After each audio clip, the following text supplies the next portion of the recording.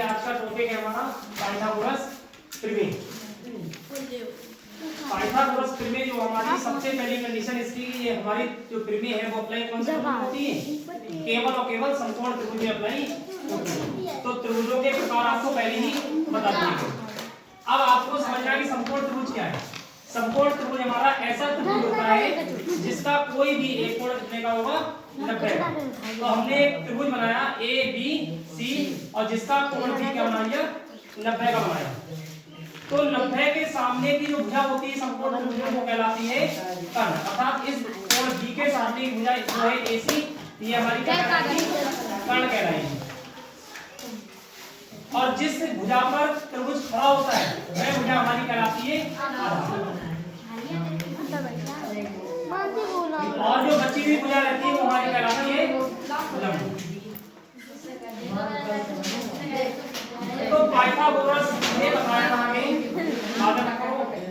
Pythagoras ने हमें बताया था कि समकोण त्रिभुज में सबसे बड़ी भुजा पर बना वर्ग क्या बताया था उन्होंने? समकोण त्रिभुज में सबसे बड़ी भुजा पर बना वर्ग, जो इस भुजा पे वर्ग बनेगा वो बची हुई दोनों भुजाओं के वर्गों के जोड़ के बराबर होगा। बना वर्ग शेष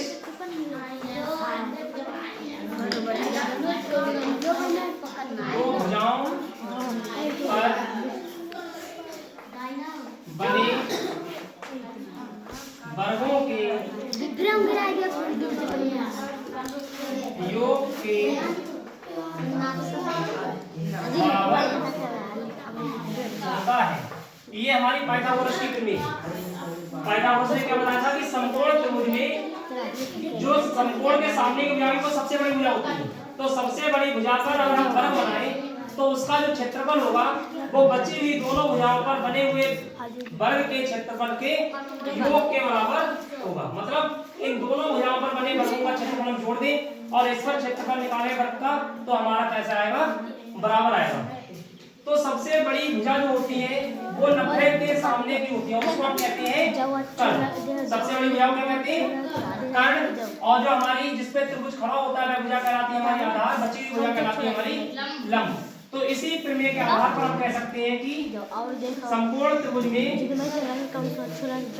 कर्ण का वर्ग अर्थात कर्ण का जो वर्ग बनेगा वो बची हुई दो भुजा कौन सी है? लंब और आधार। इन दोनों के वर्गों के जोड़ के कैसा हो जाएगा? ये बराबर हो जाएगा। अगर हम इसी त्रिभुज में देखें तो क्या हो जाएगा? कर्ण हमारा कितना है? ए सी। तो कर्ण की जगह रख दिया ए सी का वर्ग और लंब हमारा कितना है? A B. ए बी का वर्ग और आधार है हमारा बी सी। बी सी का वर्ग। यही हमारी पाइथागोरस की प्रमेय है। और इस प्रमेय की सहायता से हम क्या करेंगे? किसी भी समकोण त्रिभुज में आपको तीन भुजाएं हैं 1 2 3, तो कोई सी भी अगर दो भुजाएं आपको दी है तो हम तीसरी भुजा को निकालने के लिए इसी प्रमेय का उपयोग करेंगे। और कैसे करेंगे? अगर हमें AC निकालना है तो AB और BC का मान यहाँ लगा देंगे, इसका मान निकल आएगा। अगर हमें AB निकालना है तो AB को यहीं छोड़ देंगे, AB का वर्ग। AB को छोड़ा तो BC इधर जाएगी, काई भी जाएगी? बताओ यहाँ प्लस की तरह काई भी जाएगी? माइनस। तो AC हमारा पहले से यहाँ पे और AC की तरफ BC गई तो हो गया माइनस का BC का वर्ग। एक कॉन्सेप्ट आपका यहाँ से आ जाएगा। दूसरा अगर हमें BC निकालना है तो हम BC को छोड़ देंगे यहाँ पे। अब हमने BC को छोड़ दिया तो AB यहाँ प्लस में इस तरफ जाएगा, क्या हो जाएगा? माइनस का। तो आ जाएगा यहाँ पे AC का वर्ग माइनस AB का वर्ग। इन्हीं तीन कॉन्सेप्ट के आधार पर हम क्या करेंगे? पाइथागोरस प्रमेय को लगाया करके समकोण त्रिभुज में दो भुजाएं दिए होने पर तीसरी भुजा का मान ज्ञात करेंगे।